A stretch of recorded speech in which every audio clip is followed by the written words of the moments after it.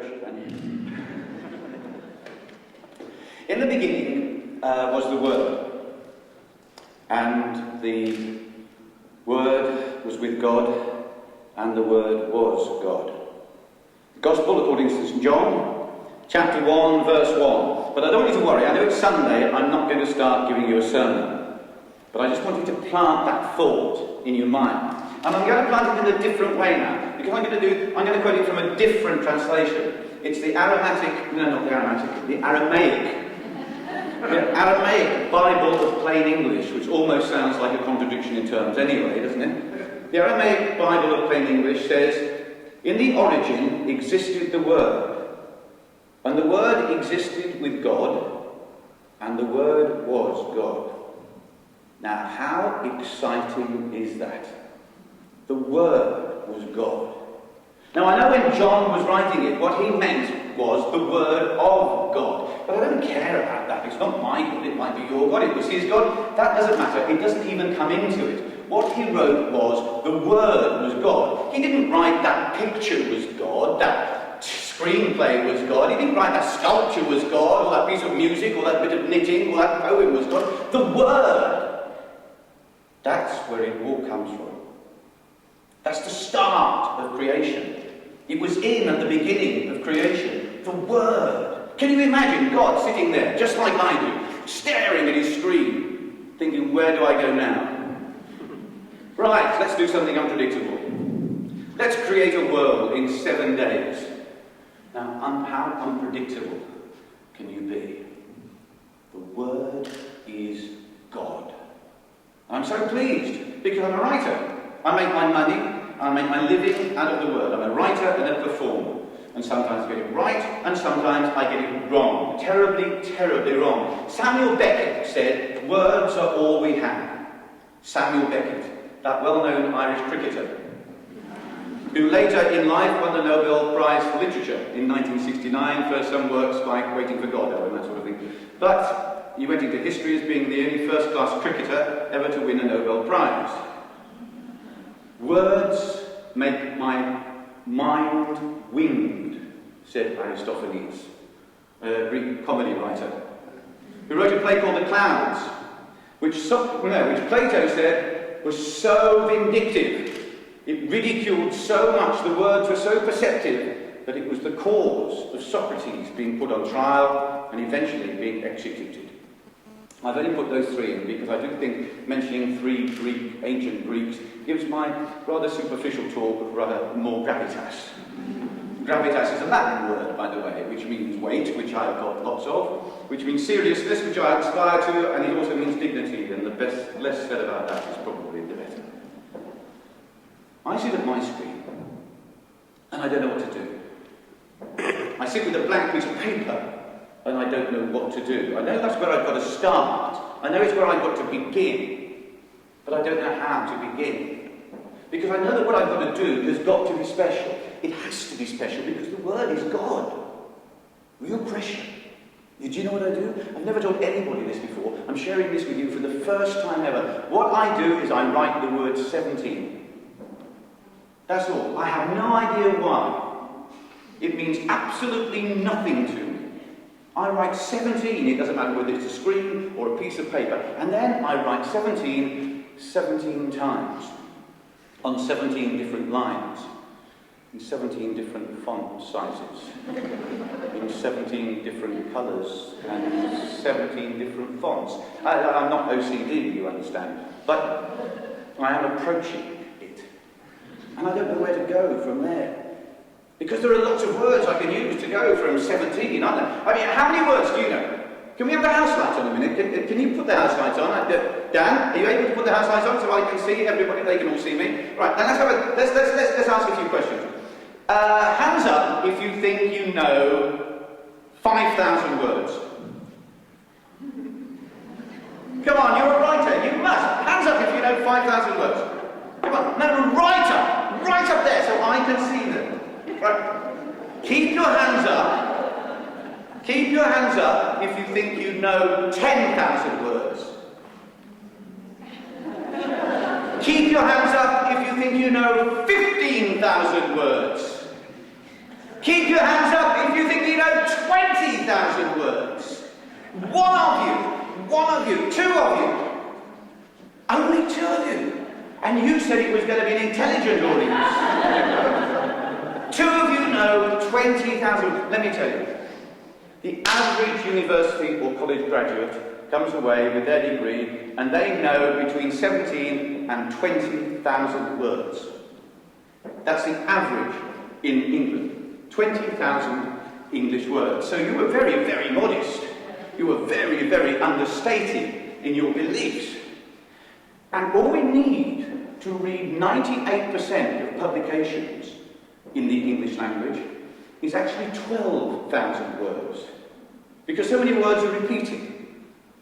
All we need to read the New York Times, believe it or not, is 3,500 words in our vocabulary.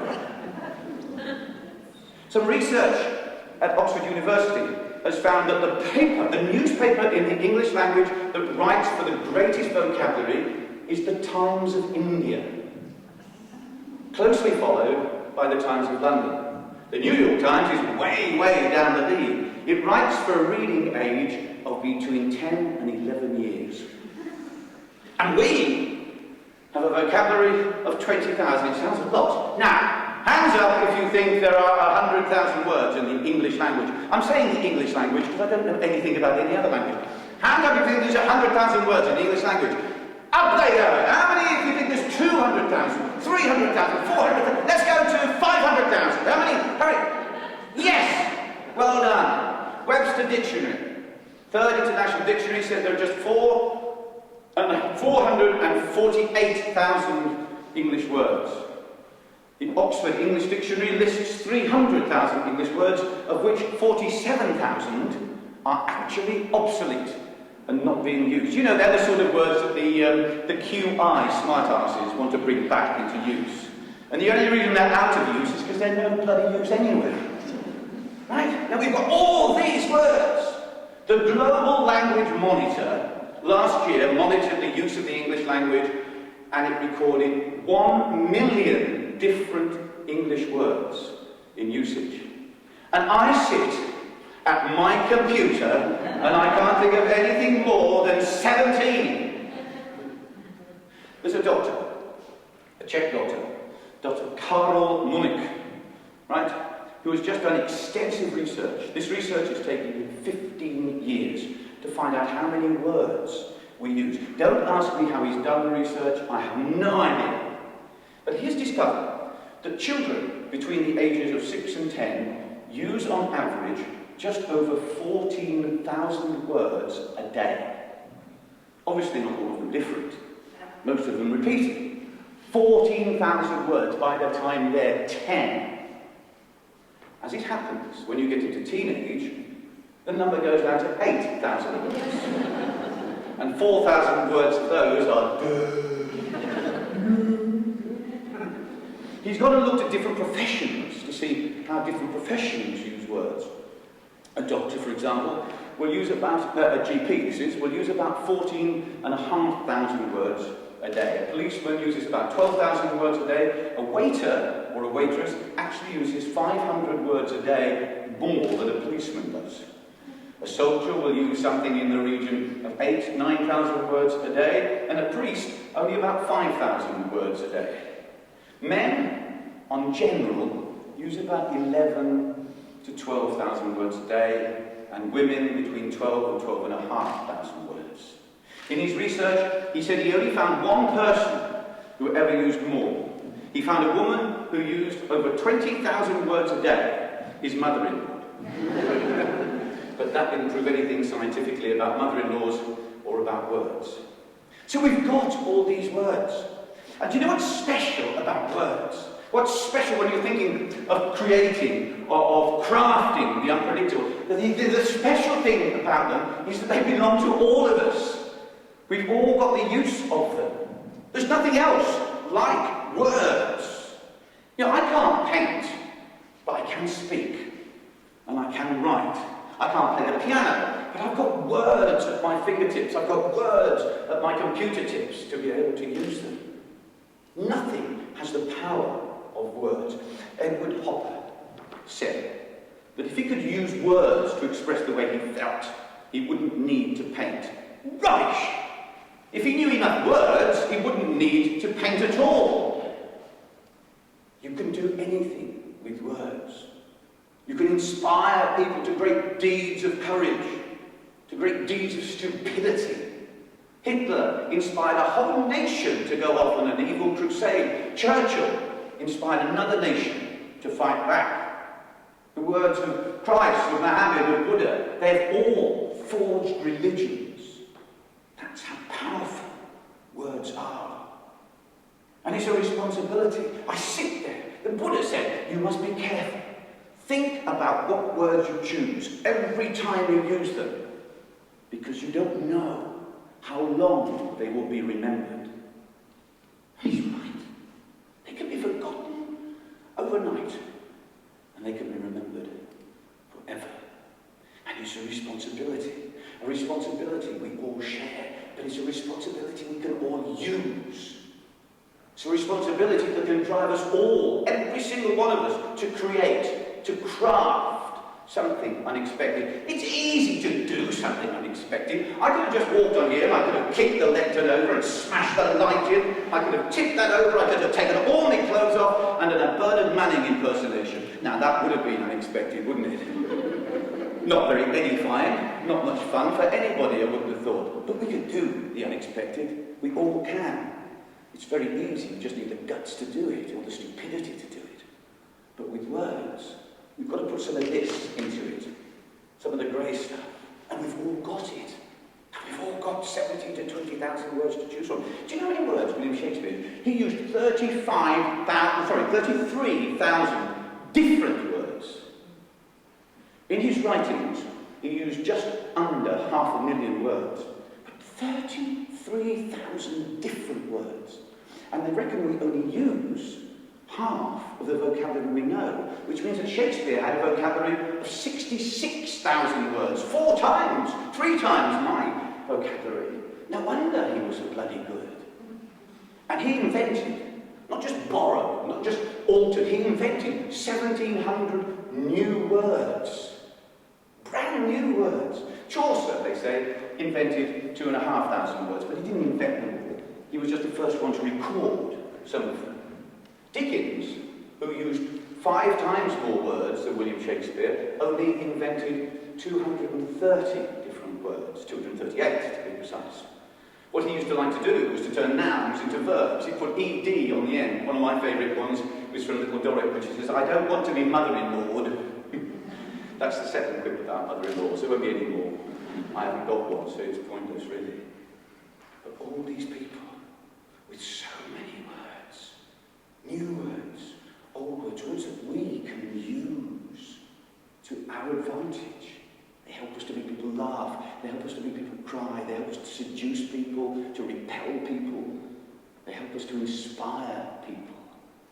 The words of Martin Luther King still inspire people 40 years after his death.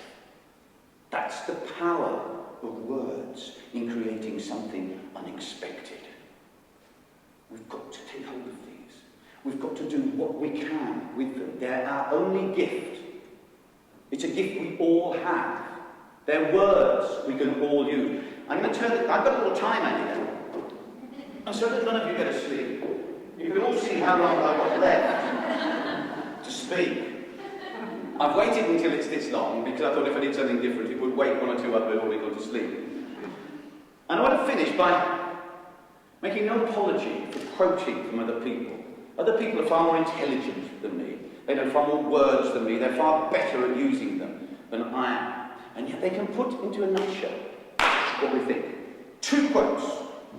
One, before I go, I'm indebted to you. Your talk proved the importance of words. Your talk proved the importance of words. You wouldn't be there. We wouldn't be here today, would we? Without the power of words that we've utilised, that we've been lucky enough to use. But there's 2 quotes here. One is because it's pertinent and it's something to do with words. Excuse me if I read it because I don't want to get it wrong. I want to get it absolutely right. And the other one only has a slight link to words, but I like it so much that I want to share it with you. The first one is from Dale Carnegie. You have it easily in your power to increase the sum total of the world's happiness now. How?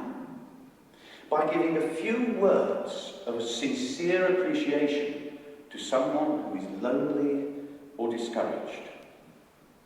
Perhaps you will forget tomorrow the kind words that you've said today, but the recipient may cherish them over a lifetime. That's the first one. And the next one, because I don't want to end on a serious note, is from Ingrid Bergman. A kiss is a lovely trick. It's designed by nature to stop speech when words become superfluous. Thank you very much.